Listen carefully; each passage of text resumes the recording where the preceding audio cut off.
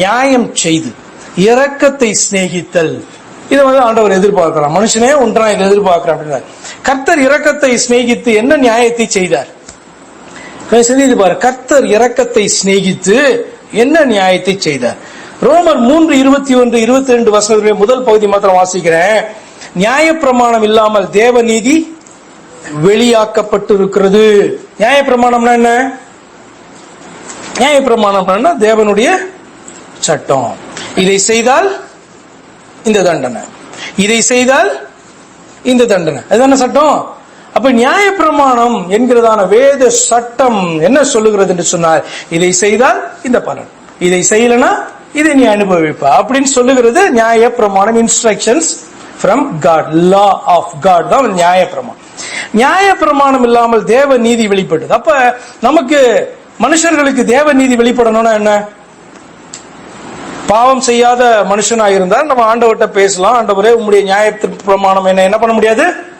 நியாயம் தீர்க்க முடியாது. ஏனென்று சொன்னால் என்னுடைய வாழ்க்கையில நான் எனக்கு செய்து ஒரு பாவமும் செய்யவே இல்லை அப்படின்னு நம்ம என்ன பண்ணலாம்? ஆண்டவர்கிட்ட ஆர்கியூ பண்ணிட்டு இருக்கலாம். நமக்கே தெரியும் நம்ம எவ்வளவு பாவம் நம்ம பண்ணி இருப்போம் அப்படின்னு நமக்கு தெரியும்.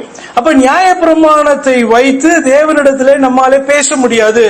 நியாயப்பிரமாணம் தான் நம்மள்ட்ட பேசும். என்ன அப்படின்னு சொன்னா, இந்த பாவத்தை செஞ்ச இல்லையா, இந்த பாவத்துக்கான சம்பளம் பலன் மரணம் என்று நியாயப்பிரமாணம் தான் பேசும். அப்ப தேவ நீதி என்ன தெரியுமா?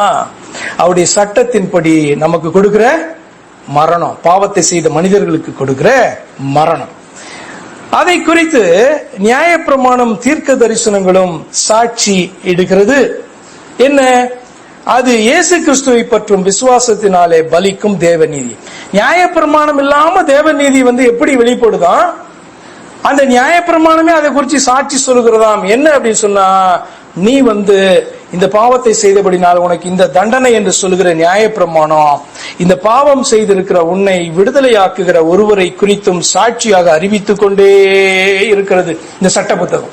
அந்த இயேசு யார் என்று அறிந்து அவர் மேல நீ விசுவாசத்தை வைப்பாய் என்று சொன்னால், இயேசு கிறிஸ்துவை பற்றும் விசுவாசத்தினாலே பலிக்கும் தேவ நீதியே. அப்ப தேவன் நியாயம் செய்து இரக்கத்தை சிநேகித்தார். அர்த்தம் என்ன தெரியுமா? இந்த ஜனத்தை அவருடைய வார்த்தை தண்டிக்கும் என்று அவருக்கு தெரியும். அவர் தம்முடைய வார்த்தையை நிறைவேற்றும்படியாய், அந்த தண்டனையை தான் ஏற்றுக்கொள்ளும்படியாய் தன்னுடைய பிள்ளைகளுக்காக இந்த பூமியில இறங்கி அவர் அந்த நியாயப்பிரமாணத்தின் தண்டனையை ஏற்றுக்கொண்டார் அல்லவா? அவர் இரக்கத்தை சிநேகித்தார். அர்த்தம் என்ன தெரியுமா? தன்னுடைய ஜனத்தை சிநேகித்து அவர்களுக்காக தண்டனையை ஏற்றுக்கொண்டு அவர் மேல விசுவாசத்தை வைக்கிற ஒரு மனுஷன் தப்பிப்பான் என்று சொன்னார் அல்லவா? அதுதான் இந்த வசனம்.